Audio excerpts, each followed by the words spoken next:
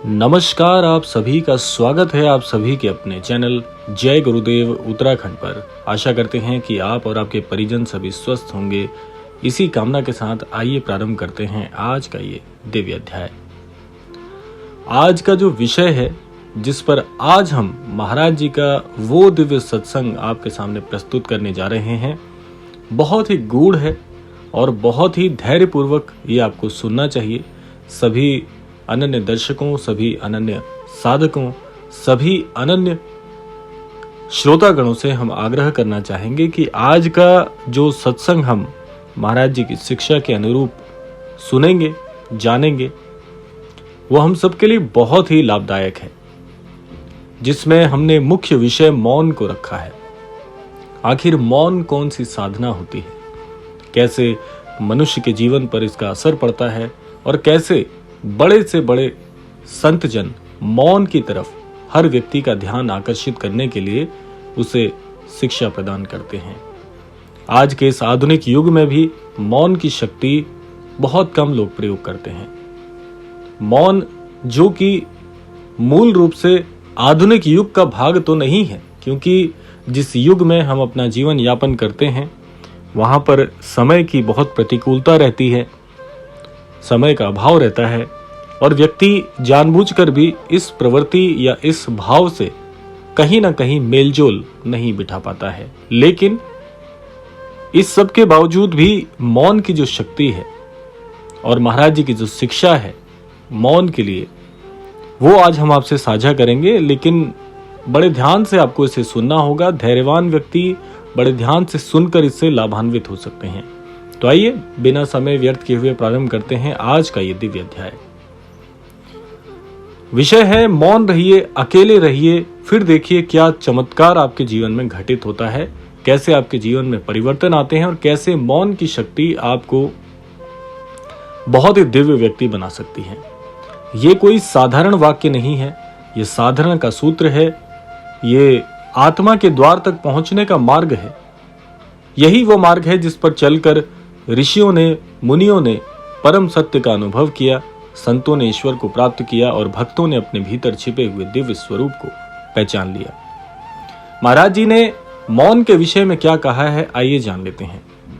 महाराज जी ने इंगित करते हुए अपने अनन्य भक्तों के लिए एक संदेश छोड़ा कि ईश्वर बाहर नहीं भीतर है। और निसंदेह यहां पर भीतर शब्द का जो महाराज जी ने प्रयोग किया है उसका अर्थ है अंतर्मन। और अंतर्मन की पुकार, अंतर्मन को श्रवण कर पाना और अंतर्मन से साक्षात्कार तभी संभव है जब वाणी से आप बहुत ही सीमित हो जाते हैं। तब जाकर आपकी दृष्टि आपके अंतर्मन पर पड़ती है, तब आप अंतर्मन के उस पुकार को, जो आपका हृदय अंदर बैठे परमात्मा का अंश आपको कुछ समझाना चाहता है, कुछ बताना चाहता है, उसके लिए बाहर का शोर और अनावश्यक शब्दों का प्रयोग दोनों पर आपको रोक लगानी होती है। यही मौन का स्वभाव है, यही मौन का भाव है। लेकिन प्रश्न यह है कि जब ईश्वर भीतर है तो हमें दिखाई क्यों नहीं देते? बहुत ज्यादा महत्वपूर्ण ये प्रश्न है। व्यवहारिक जन इस बात को जानने के लिए हमेशा ललायित रहते हैं।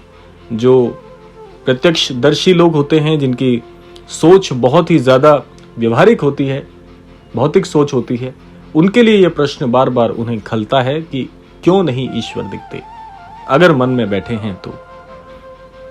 बहुत सरल सा उत्तर है, ज्यादा जटिलताएं नहीं है कि क्योंकि भीतर इतना शोर है। एक पल में कुछ सोचने लग जाते हैं, दूसरे क्षण कुछ और सोचने लग जाते हैं, तीसरे क्षण भविष्य का डर सताता है, चौथे क्षण भूतकाल में जो गलत हो गया है उसके लिए पछतावा है, वर्तमान की योजनाएं हैं। जहां पर एक मस्तिष्क में अनेकों विचार बार बार हर परेशानी को इंगित करते हुए आपका ध्यान खींचने की कोशिश करते हैं, भला इतने शोर में कैसे अंतर्मन की उस शांत आवाज को, जो कि चीख नहीं है, चीख पुकार नहीं है, बहुत ही शांत और बहुत ही प्रेम पूर्वक वो वाणी है जिसे सुनने के लिए इस शोर से निकलना होगा, उसकी दिव्य वाणी सुनाई नहीं देती। कारण यही है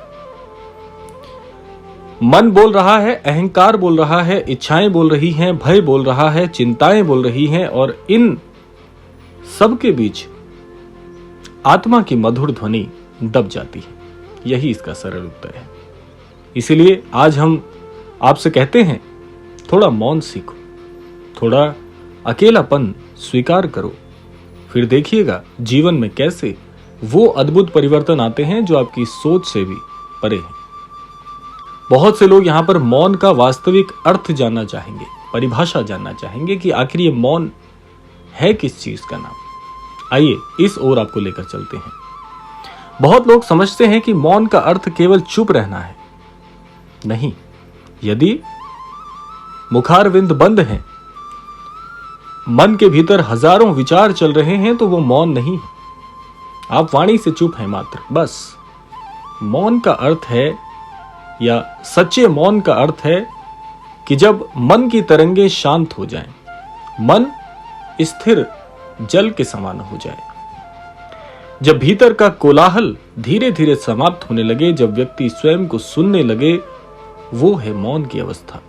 और हमारे सनातन के जो बहुत से वेद पुराण हैं या धर्मशास्त्र हैं, उपनिषद हैं, कहते हैं कि मौनम परम तपम, अर्थात मौन सबसे बड़ा तप है। क्यों? आखिर ऐसा क्या है मौन में? क्योंकि बोलना सरल है, प्रतिक्रिया देना सरल है, विवाद करना सरल है, किंतु स्वयं को रोक लेना, स्वयं को देखना, अपने विचारों का निरीक्षण करना, ये कठिन तपस्या है। और मौन में यही मूल बिंदु में आकर्षण पे होता है। और जो इस तपस्या को कर लेता है, उसके भीतर दिव्यता का उदय होने लगता है। संसार का शोर और आत्मा की पुकार, इन सब में आपको सामंजस्य बिठाना पड़ता है। आज मनुष्य चारों ओर से घिरा हुआ है। कहीं समाचारों का शोर, कहीं सामाजिक माध्यमों का शोर, कहीं संबंधों का शोर, कहीं इच्छाओं का शोर। सुबह प्रातःकाल में आंख खुलते ही मनुष्य संसार से जुड़ जाता है।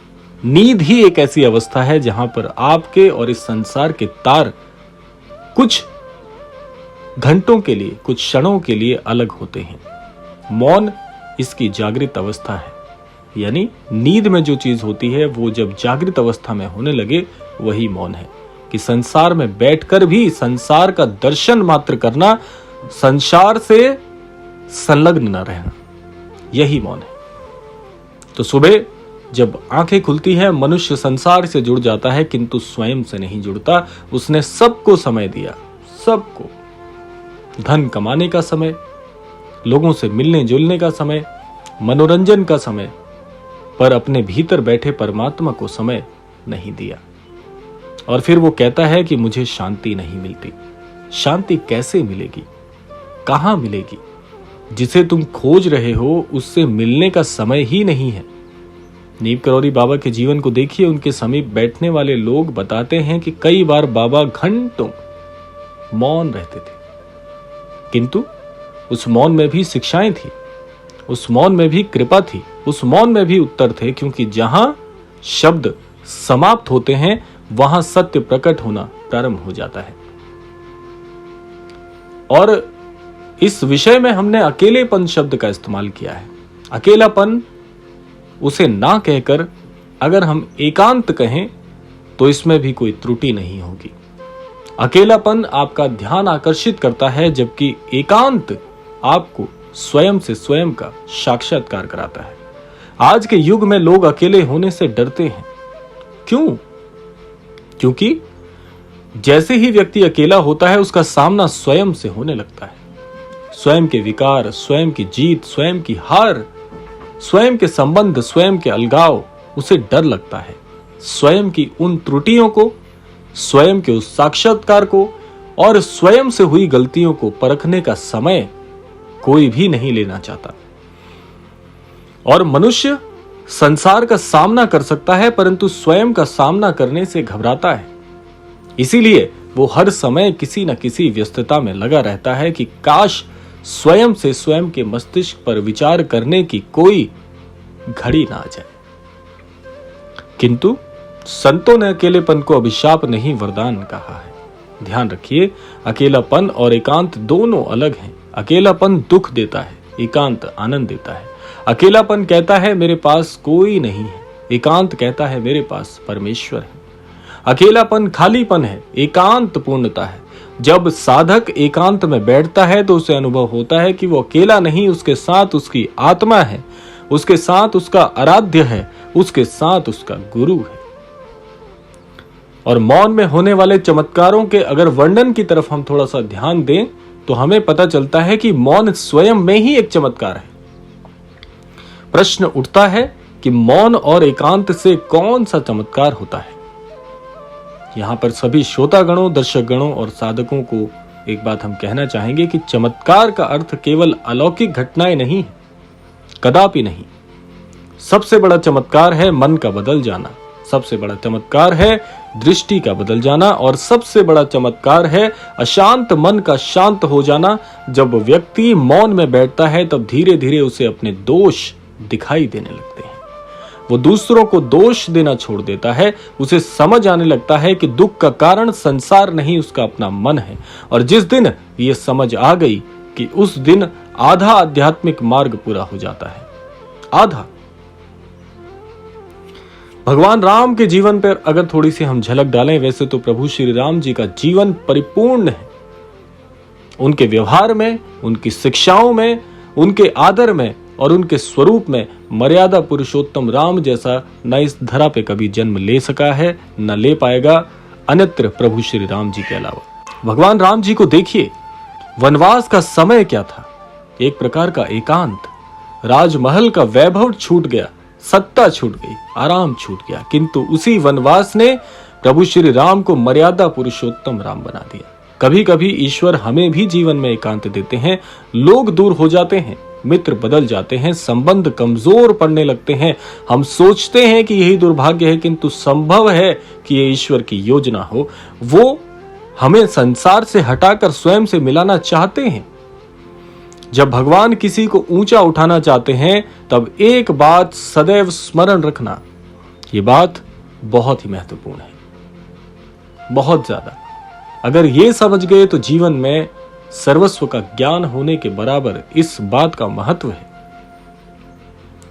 कि जब भगवान किसी को ऊंचा उठाना चाहते हैं तो भगवान किसी को भी परम पद प्रदान कराना चाहते हैं तो पहले उसे भीड़ से अलग करते हैं। किससे? उस असंख्य लोगों की भीड़ से जिनका हमें लेना देना नहीं, जिनसे हमें किसी प्रकार की कोई अपेक्षा नहीं है। ऐसे लोगों से हमारा अलगाव कराते हैं। बीज को वृक्ष बनने से पहले मिट्टी के भीतर अकेला रहना पड़ता है। हीरे को चमकने से पहले अंधकार में दबा रहना पड़ता है। साधक को भी आत्मज्ञान से पहले एकांत की अग्नि से गुजरना पड़ता है। इसलिए यदि जीवन में कभी ऐसा समय आ जाए जब सब साथ छोड़ दें, तब निराश मत होना। हो सकता है कि ईश्वर स्वयं तुम्हें अपने निकट बुला रहे हो। और मौन की बात हो रही है तो मौन में गुरु की वाणी का कैसे श्रवण किया जाता है, कैसे उनकी बातें स्मरण होती हैं और कैसे वो सब कुछ स्वर्ण करने से, उनका आस्वादन करने से, श्रवण करने से कितनी शक्ति मिलती है, आइए जानते हैं। नीम करोड़ी बाबा एक बहुत ही अद्भुत संदेश इस समाज के लिए देकर गए हैं कि सबसे प्रेम करिए, सबके साथ जुड़िए, सबकी सेवा करिए, भगवान को याद रखिए। ये वाक्य सुनने में बहुत ज्यादा प्राय सरल लगते हैं, किंतु इसे समझने के लिए मन का शांत होना आवश्यक है। नहीं तो ये सामान्य से वाक्य हैं। जिनका हृदय शांत नहीं है, जो व्यवहारिक ज्ञान रखते हैं, जो भौतिक ज्ञान रखते हैं, उनके लिए महज ये वाक्य हो सकते हैं, लेकिन ये वाक्य नहीं, गुरु मंत्र है। अन्यथा वो केवल शब्द बनकर रह जाते हैं। मौन में बैठिए, आंखें बंद करिए, राम का नाम स्मरण करिए। धीरे धीरे अनुभव होगा कि भीतर कोई शक्ति तुम्हारा इंतजार कर रही है। वो प्रतीक्षा में है, तुम्हारा मार्गदर्शन करना चाहती है। यही गुरु की सच्ची कृपा है कि जब अंतर्मन आपकी प्रतीक्षा में बैठ जाए कि नहीं, ये भौतिक शरीर के अंदर रहने वाला वो दिव्यांश मुझसे मिलने के लिए आ रहा है, तो अंतर मन में जो दिव्यता ईश्वर ने आपके कहीं ना कहीं रोपित की है, जो कि हर मनुष्य में होती है, वो उस दिव्यांश की प्रतीक्षा करती है। इसीलिए महाराज जी की वो बातें सरल सी दिखने वाली सरल नहीं है, उसकी गूढ़ता आपके हृदय में प्रकाश प्रज्वलित करने की सामर्थ्य रखती है। और मौन से बुद्धि निर्मल होती है। अनेक लोग निर्णय लेने में भ्रमित रहते हैं।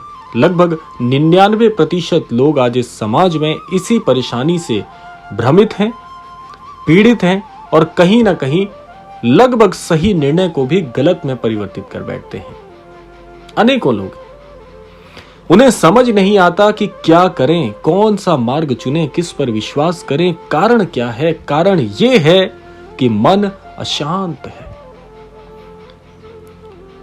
गंदे जल में चंद्रमा नहीं दिखाई देते। जल शांत हो जाए तो प्रतिबिंब स्पष्ट दिखता है। उसी प्रकार मन शांत हो जाए तो जीवन का मार्ग भी बिल्कुल दर्पण की तरह स्पष्ट दिखने लगेगा। एकांत में ईश्वर का स्पर्श आपको होता है। और जो भी लोग ये कहते हैं कि ईश्वर का वास नहीं है, ईश्वर की विद्यमानता नहीं है, उनके लिए ये करारा जवाब है। संत कबीर जी कहते हैं कि जिन खोजा तिन पाइया, गहरे पानी पैठ। जो गहराई में गया वही मोती लेकर लौटा है। जल की बाहरी अवस्था में, उस धुंधले जल में आपको अमूल्य रत्नों की प्राप्ति नहीं हो सकती। उसके लिए गहराई में उतरना पड़ता है। तो बिना गहराई, बिना जानकारी, बिना प्रकार के आपको ईश्वर का स्पर्श नहीं मिल सकता। किनारे पर खड़े रहने वालों को केवल लहरें ही मिलती हैं। आज अधिकांश लोग जीवन के किनारे पर खड़े हैं, भीतर उतरने का साहस करना नहीं चाहते, जबकि सामर्थ्य ईश्वर ने पूरी तरह से दी है। मौन वही गोता है जो हमें आत्मा की गहराई तक लेकर जाता है और वहां पहुंचकर साधक अनुभव करता है कि मैं शरीर नहीं हूं, मैं मन नहीं हूं, मैं आत्मा हूं, निर्मल, बहुत शांत। यही आध्यात्मिक जागरण है। अब जीवन में कैसे अपनाएं, ये चीजें आखिर कैसे ग्रहण करें, इसका भी सबसे महत्वपूर्ण प्रश्न है। आप पूछेंगे कि महाराज जी ये सब सुनने में अच्छा तो लगता है, पर जीवन में कैसे उतारें? बहुत बहुत सरल उपाय है जो आपको कहीं नहीं मिल सकता। बहुत ही सरल तरीका हम आपको बताना चाहते हैं। प्रतिदिन प्रातः काल कम से कम 15 मिनट मौन में बैठिए। 15 मिनट बहुत मुश्किल बात नहीं है, सबके लिए बहुत सरल है। कम से कम 15 मिनट से शुरुआत करिए। किसी प्रकार के कोई भौतिक उपकरण नहीं, मोबाइल आदि नहीं, वार्तालाप नहीं, केवल राम नाम के अंतर मन को और राम नाम से अंतर मन को स्पर्श करने का प्रयास करिए। आपकी वाणी पर बिल्कुल भी शब्दों का बोलबाला नहीं होना चाहिए, बिल्कुल शांत अवस्था। दिन में कुछ समय स्वयं के लिए बिताइए। जब भी आपको थोड़ा समय मिल जाता है, दिन में भी आप ये छोटी सी प्रक्रिया कर सकते हैं। शांत बैठने में कितना समय चाहिए? सप्ताह में एक दिन अनावश्यक वाणी कम कीजिए। अनावश्यक वाणी का अर्थ आप सभी समझ रहे होंगे। जो अनैतिक शब्दों का प्रयोग हम करते हैं, उन्हें सप्ताह में एक दिन आदत बनाइए कि हम मुख से किसी भी प्रकार के अनैतिक और भद्दे शब्दों का इस्तेमाल नहीं करेंगे। फिर इस क्रम को और बढ़ाइए। सप्ताह में 2 दिन करिए, 3 दिन करिए। जिस दिन वाणी में आपके बहुत ही सच्चे स्वभाव आ जाएंगे, ईर्ष्या द्वेष आदि नहीं होगा, अनैतिक शब्दों का प्रयोग नहीं होगा, आपका मन स्वयं मंदिर के समान हो जाएगा। प्रकृति के बीच जाइए, पेड़ों को देखिए, आकाश को देखिए, पक्षियों का संगीत सुनिए। धीरे धीरे आपका हृदय शांत हो जाएगा और जो प्रकृति से जुड़ाव आप अनुभव करेंगे, प्रकृति से जिस व्यक्ति का जुड़ाव होता है, वो एक माध्यम है कि ईश्वर आपसे जुड़ना चाहते हैं, क्योंकि प्रकृति ईश्वर का सबसे मार्मिक अंश है। और वास्तविक चमत्कार जानना चाहेंगे कि क्या होगा इससे, और फिर एक दिन वो होगा जिसे आज हम वास्तविक चमत्कार कह सकते हैं। आपका क्रोध कम होने लगेगा, आपकी चिंता कम होने लगेगी, आपकी निद्रा सुधरने लगेगी, आपके संबंध मधुर होने लगेंगे, आपके भीतर करुणा जागेगी, आपको छोटी छोटी बातों में आनंद आने लगेगा। आप परिस्थितियों के दास नहीं रहेंगे, आपके भीतर स्थिरता आएगी और तब लोग पूछेंगे कि तुम्हारे जीवन में ऐसा परिवर्तन भला आया कहां से और आया कैसे। तब आप मुस्कुरा कर कहेंगे, मैंने मौन को अपना मित्र बना लिया, मैंने एकांत को अपना गुरु बना लिया और बाकी कृपा तो महाराज जी कर ही देंगे। तो आज घर लौटते समय केवल एक संकल्प ले जाइए कि मैं प्रतिदिन कुछ समय अपने लिए निकालूंगा, मैं अपने भीतर उतरूंगा, मैं राम नाम का स्मरण करूंगा, मैं मौन को साधना बनाऊंगा, मैं एकांत को ईश्वर से मिलने का अवसर बनाऊंगा। याद रखिए, जब संसार से दूरी बढ़ती है तब परमात्मा से निकटता बढ़ती है, जब शब्द कम होते हैं तब अनुभूति बढ़ती है और जब मन शांत होता है तब ईश्वर वार्तालाप करते हैं आपसे। इसीलिए मैं पुनः आपसे कहना चाहूंगा कि मौन रहिए, अकेले रहिए, फिर देखिए कितने चमत्कार आपके जीवन में होते हैं। तो राम नाम का दीपक जलाइए, गुरु चरणों में श्रद्धा रखिए, सेवा, प्रेम और स्मरण को जीवन का आधार बनाइए। नीम करौली बाबा की कृपा आप सभी पर बनी रहे। इसी कामना के साथ आज के इस क्रमांक को यहीं पर विराम देते हैं। आशा करते हैं कि आप सभी इस क्रमांक को सुनकर कृतार्थ हुए होंगे और यही कहना चाहेंगे कि महाराज जी सभी अनन्य श्रोतागणों, अनन्य भक्तों को अपने आशीर्वाद से ओतप्रोत करें और आप सभी के जीवन में बहुत सी खुशियां, सुख, समृद्धि की आपको प्राप्ति हो। इस संपूर्ण सृष्टि का, इस संपूर्ण लोक का कल्याण हो। इसी कामना के साथ विदा लेते हैं। मिलते हैं अगले क्रमांक में। तब तक के लिए जय श्री राम, जय गुरुदेव, जय उत्तराखंड।